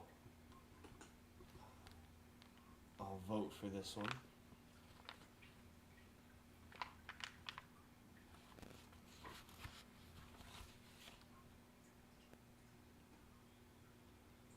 cats and take the book and run, that might be the smart decision. Anybody else got a suggestion? Seems like we're going to take the book and run.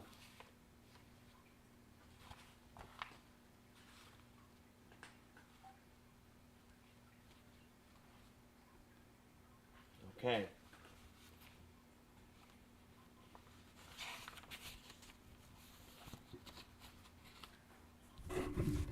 You turn and dash away. You race across the desert sands. You don't trust either of those guys. Why should you? They're trying to take the mummy's diary away from you. The strange diary that magically changed from English to hieroglyphics. Sand blows in your face as you leave the Great Pyramid far behind. Who cares? You'll eat sand if you'll have to. All you want is to get out of here alive. You try not to let the feeling of cold fear rise in your throat. You swallow hard, choking it back down. How am I going to get home, you wonder? And how could the diary change like that? The diary. Maybe it contains some kind of special message. Maybe if you can figure out what the hieroglyphics mean, then you'll know how to get back home. You want to examine the diary again. You glance over your shoulder to make sure you're not being followed. Are you? Make sure.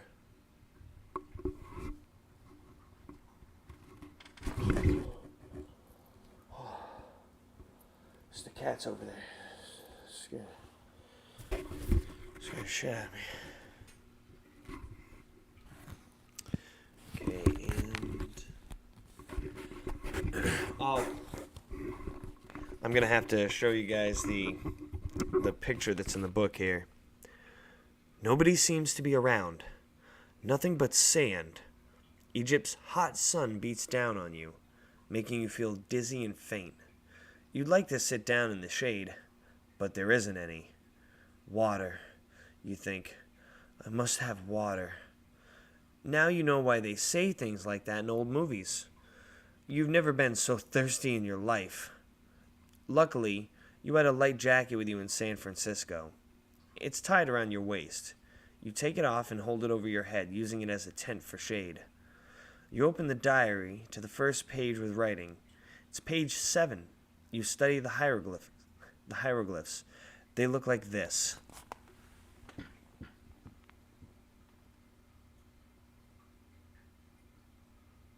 That's kind of hard to...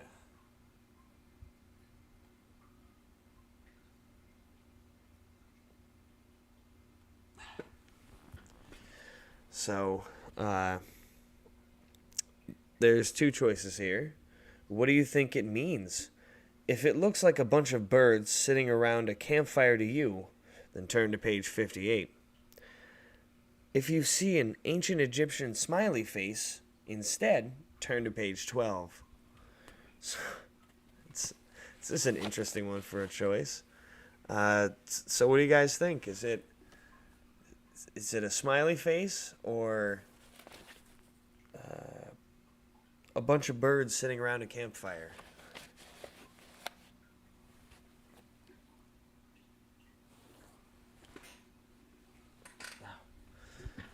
Let me grab that real quick. Definitely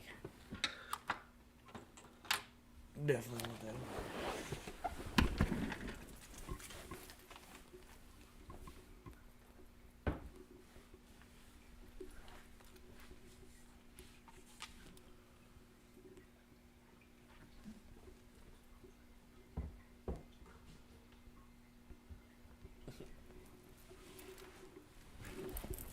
Okay. Any votes up there yet? Here, I'll put it back up on screen. But does it look like a bunch of birds sitting around a campfire with a smiley face?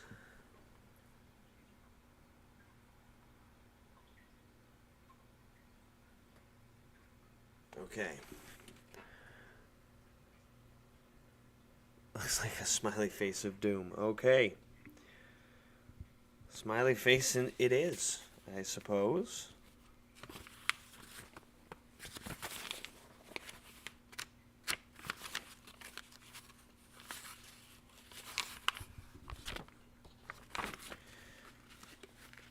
Oh my goodness, sometimes finding these is a little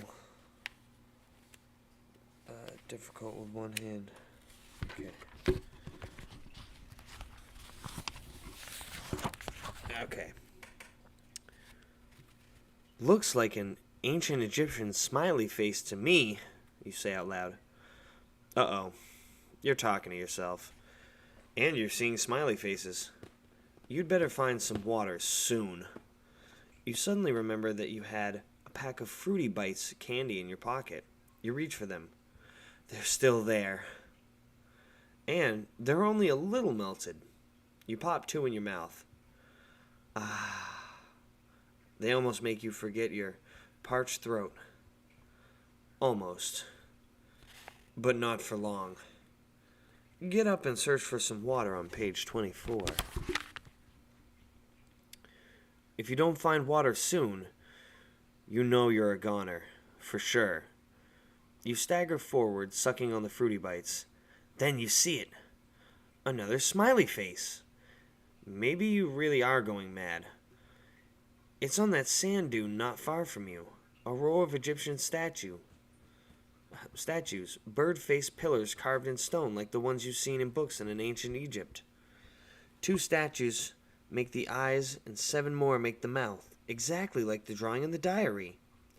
You pull out the diary, turn to page 7 and check it again. The face in the diary has a nose. There's no nose within the statues, but you figure that it could just be a picture of the sun to show how hot it is in the middle of the desert. That would make sense. Why doesn't it make sense? What doesn't make sense is why the ancient Egyptians put a smiley face design in the middle of the desert, and why the mummy's diary has a picture of it.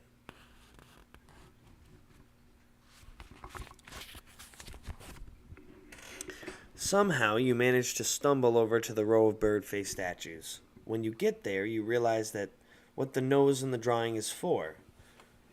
There among the statues, halfway between the eyes and the mouth, is a hole in the sand, and some steps that lead down into it. You hadn't noticed it until now, but the sun is setting against some sand dunes behind you. It looks just like the picture making the nose and the smiley face. You notice it now because at the precise angle the sun's rays reach all the way to the bottom of the hole in the sand. And there you see something amazing. Gold. Tons of it. Coins, little statues, scepters, and crowns, all made of gold. The treasure of King Butharaman. Butharaman. That's why everybody wants the diary. It's a treasure map. But gold's not all you see down there. You also see teeth. Sharp, pointy teeth. 2 rows of them grinning up from the gigantic mouth of a crocodile.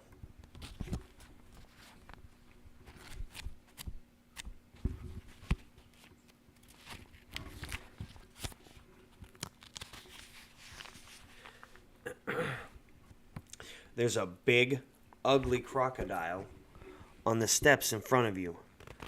Crocodiles mean water. That means there must be some nearby. But right now, crocodiles mostly mean danger.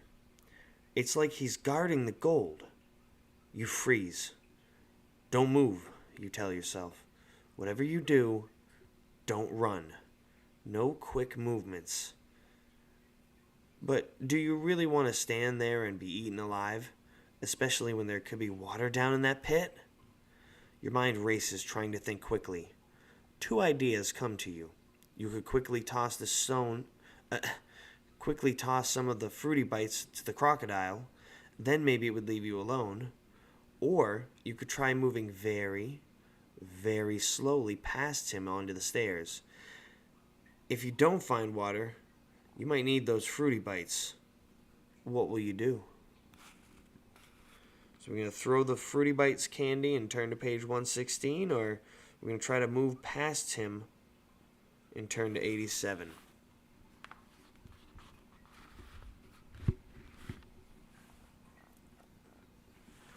To throw the Fruity Bites or not.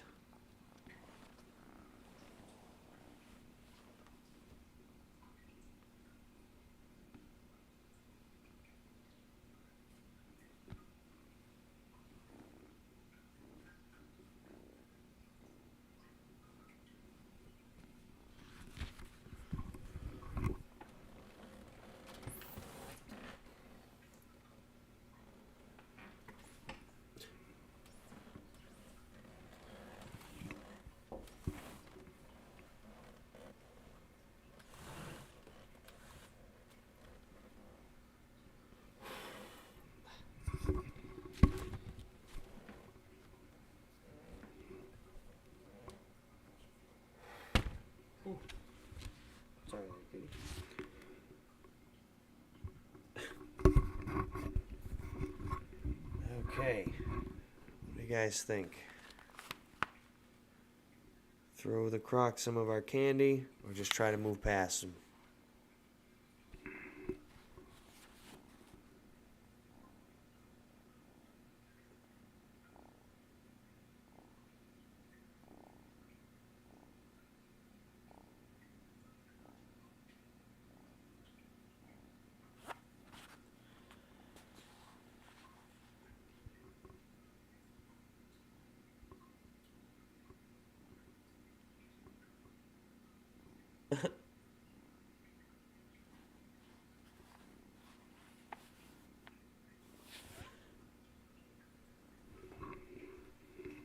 I mean, it does seem like it's a rough situation.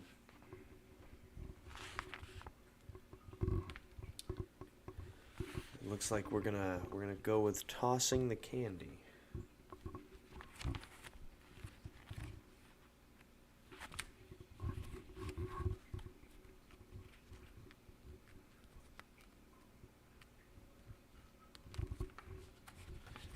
Okay. You decide to throw the croc some candy. You're just about to reach into your pocket for some fruity bites when the crocodile suddenly opens his mouth and attacks you, chomping down hard. Ah! You scream as you feel his teeth tear through your jeans and begin to pierce your leg. With all your strength, you wrestle the croc, trying to pry his mouth open.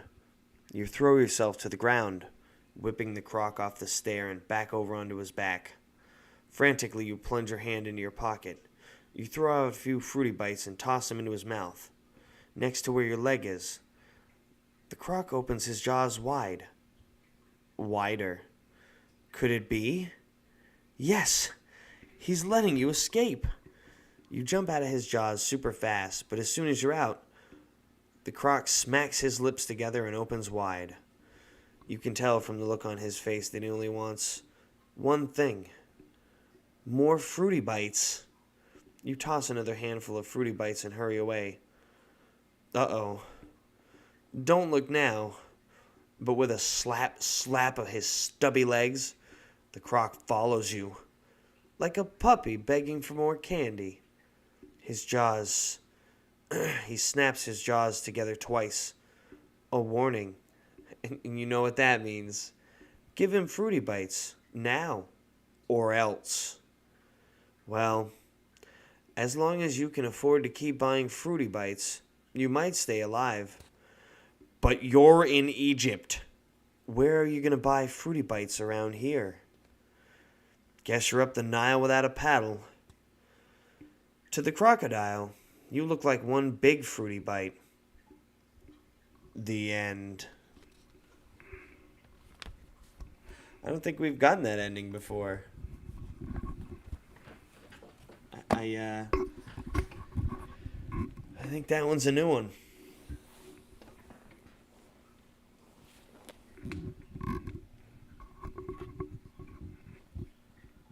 What are the ones?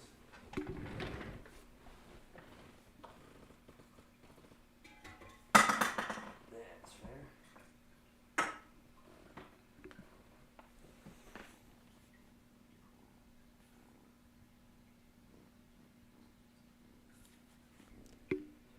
Okay. Oh. Well.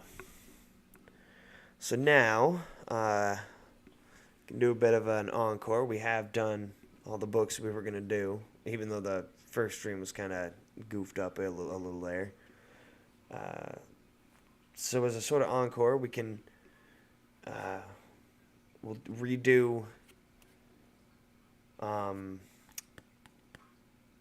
the Genie, and maybe, we'll see if we have time, we'll read Please Don't Feed the Vampire, unless, you guys would rather read Please Don't Read the Vampire and possibly do a final little extra run of the Genie after that, if we have time. It's up to you guys which one you want to do.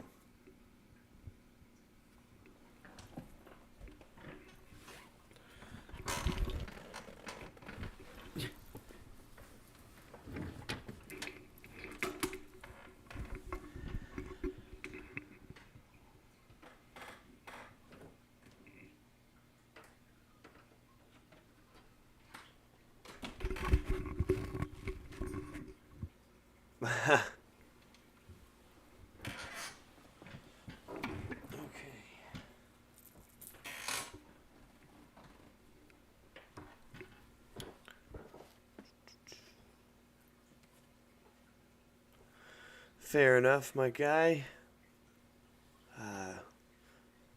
Say have a great night. So you can always rewatch the thing later too. I'll still be there. Alrighty. With no other votes, I guess we'll do one more of the feature, and then maybe if we have a little time after that, and I'm, still feeling it, we'll do the Please Don't Feed the Vampire.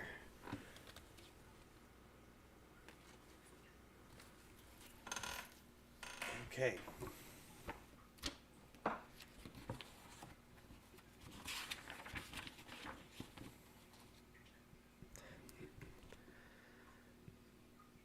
Anybody home? You call, charging into your home after school one day. The door bangs shut behind you. Silence. Total silence. Hello? Mom? Dad? Anybody? No answer. Weird, you think. You drop your school books on the living room table and hurry toward the kitchen. Why is there no one around? Not even your brother or sister. You've never come home and found the place empty. Your footsteps creak on the floor as you head for the kitchen door. Mom? You call again. Nothing. You feel a little creepy all alone in the house. Then you think of something that makes you grin. No one's here. You can do anything you want. Time to raid the refrigerator. You zoom into the kitchen and yank open the fridge door. Yes, it's packed. There's some leftover pizza, a whole container of nacho cheese sauce, chocolate cake, a big bottle of fruit punch, 2 6-packs of cola and fried chicken legs. You're reaching for some cake when something catches your eye. Hey, did one of the cola cans just move?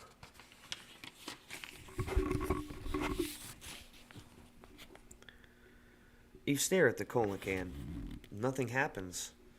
It's only a can of soda, you tell yourself. The silence must be getting to you.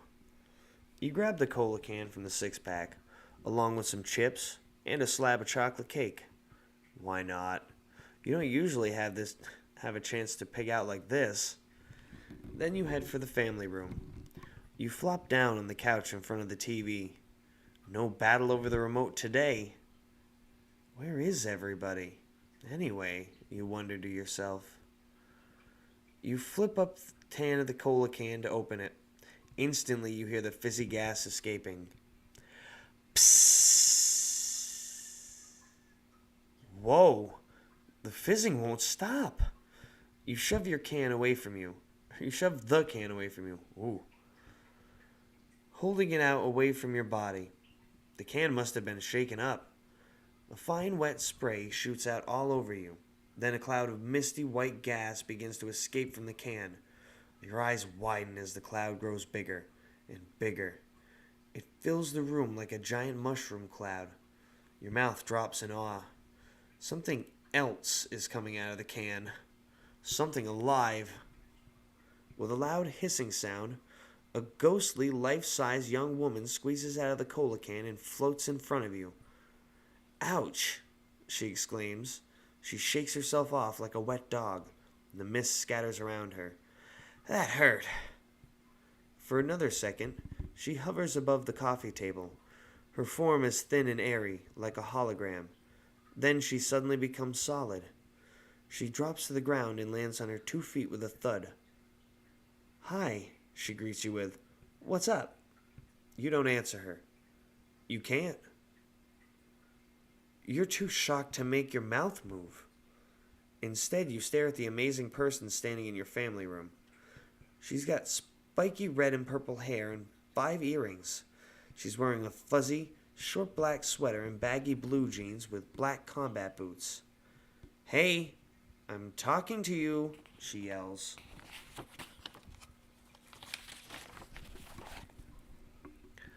Hi, you answer. You're too surprised to say much else. She's cool, you think, watching her strut as if she owns the place. Definitely cool. Nice place. Sort of, she exclaims with a snorty kind of laugh. She snops. She flops down in a big stuffed chair across from you, stretches her legs out, and lets her combat boots fall on the coffee table with a clunk. She flashes you a big smile.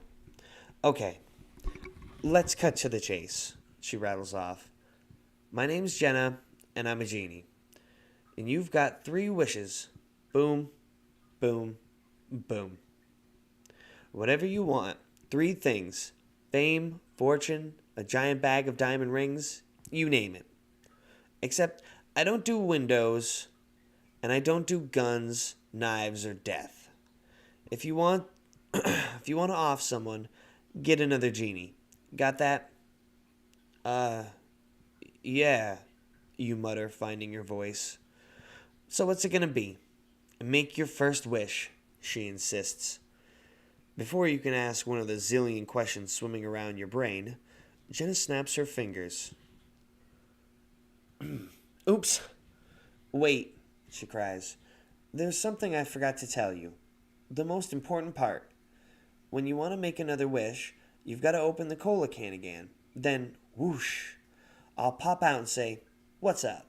And we can boogie from there. Got it? No, you shake your head hard. I don't get any of this. How did you get into that can in the first place? And how can I open it again if it's already open? And how can you come out again? You're already out. It's a genie thing, Jenna explains with a toss of her head. Believe me, I'll be in there. Take my word for it. You're too astonished to argue with her. Is this for real? Okay, hurry up, Jenna says. Make a wish. I don't have all day. And again, it's, celebrity, richest kid in the world, best looking kid in the world, or something else. We did money last time, so we'll switch it up this time.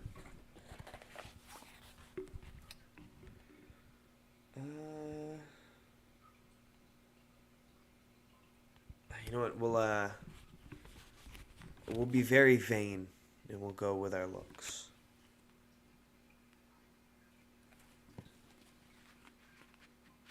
Actually, it's probably a terrible idea altogether.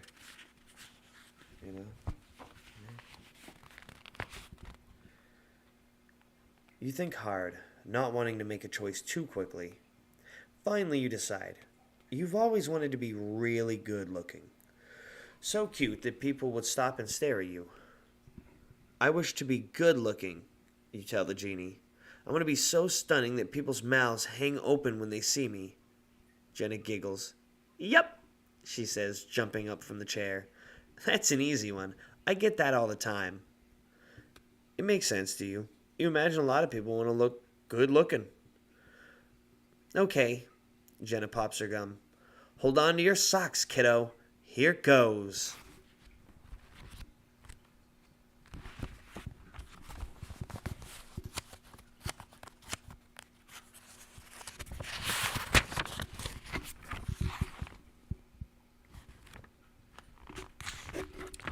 Whoosh!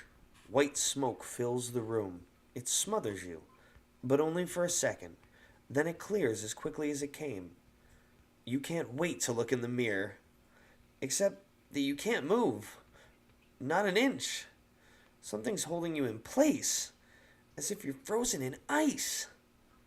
A horrible, tight feeling of fear grips your throat, closing in so tight you can't even swallow. What's happening? You try to speak, to scream for help, but you can't open your mouth. Oh no! You're paralyzed. What did the genie do?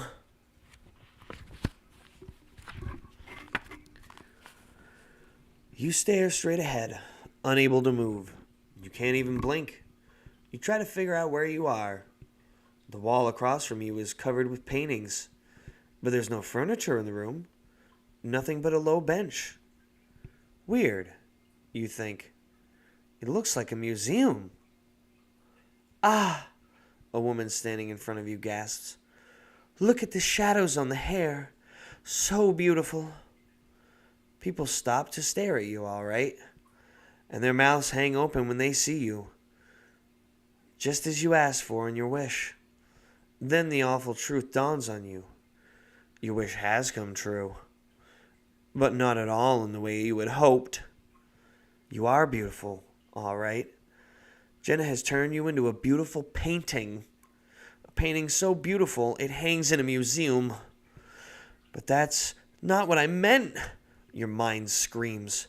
"But there's no way to wish you there's no way to wish yourself out of this mess. You can't exactly open a can of cola and let out a genie if you're frozen inside a painting. Or say the special wish-making words."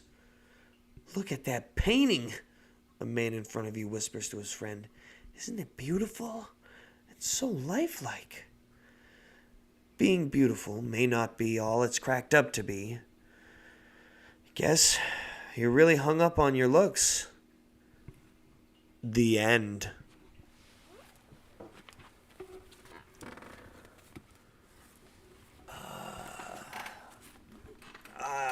Nah, this might be where I'm calling it. I was gonna see if I could read one more, but my voice is getting a little tired, and I'm just a little spent at this point. I don't know if I got it in me to read one more. So honestly, for those of you who tuned in there, I know there wasn't many, and we had some serious goof ups with the stream, with it having two streams concurrently. Well, one of them upcoming, so it put out the wrong invitation. So and the lag was way worse the first time. It was bad. I mean, the lag still kind of eventually crept up on us, but still a lot better the second time around. As the first one of these I've ever had to split up, because I had to admit defeat and try again after a while. But for those of you who did tune in, thank you so much for tuning in, and I hope you had an awesome time. Hopefully you enjoyed us reading through some of those, and we'll see you again on horror game night, I believe. And have a great night. Happy Halloween. And have a super awesome spoopy season.